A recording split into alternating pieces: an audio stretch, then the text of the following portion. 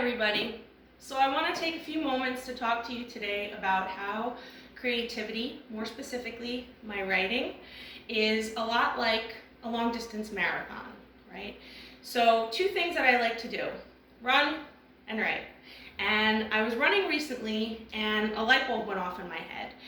And I said to myself, I should really treat my writing and think about my writing as more of a marathon and not a sprint.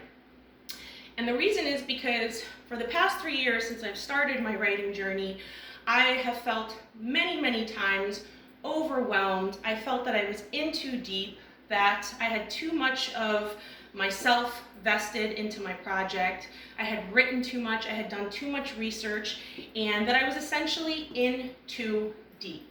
And this all or nothing, 0 to 100 attitude is not good. It's flawed thinking, it is distracting, and it's toxic. It's toxic for any creator, and really anybody, for anything of that matter. And it can set us apart and keep us away from doing the work that we love. So in order for me to avoid burnout, what I've had to do and what I've had to learn through trial and error is to set small, realistic goals. And once I started doing that, I was able to be more productive and to enjoy the writing process a lot more. So what do small, realistic goals look like, right?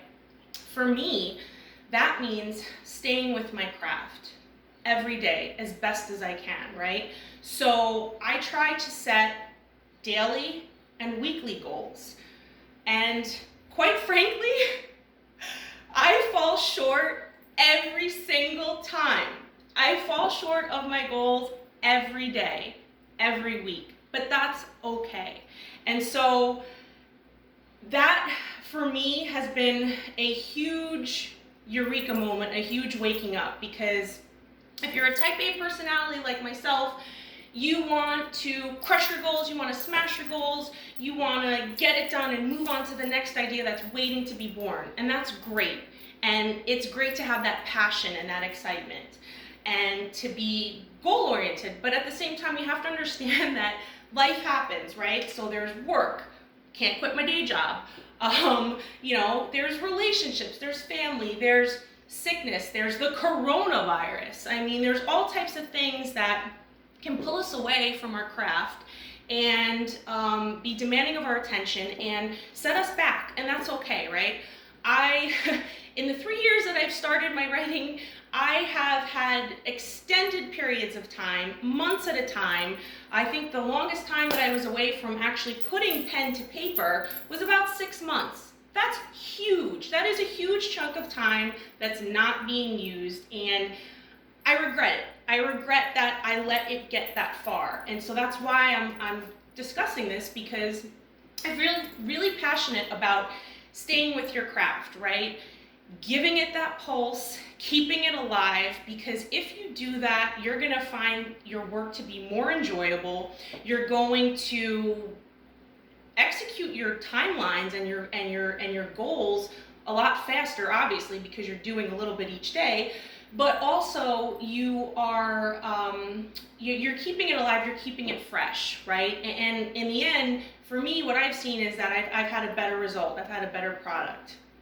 I'm able to kind of explore and delve a little bit deeper into my characters, into my story structure, to be a little more creative with my writing. And that is important when you're writing a screenplay, because a lot of it is visual, right? So you have to show that instead of just talking about it. But anyway, so not to say that if you are on a hot writing streak, by all means, go, write. Use that time. You're on fire, go with it, run with it. If you're not, that's okay too, right? If you're not and you are having one of those days where you just cannot get anything done, there's distractions popping up all the time, that's fine too. It's gonna happen. So do your best for that 30 minutes or for that hour. We all have 30 minutes that we can spare to be productive and do something that we enjoy instead of sitting in front of the TV and being, a couch potato. But forgive yourself. and then quickly move on and jump right back into it the next day or the day after. Really important. Keep it alive, give it a pulse.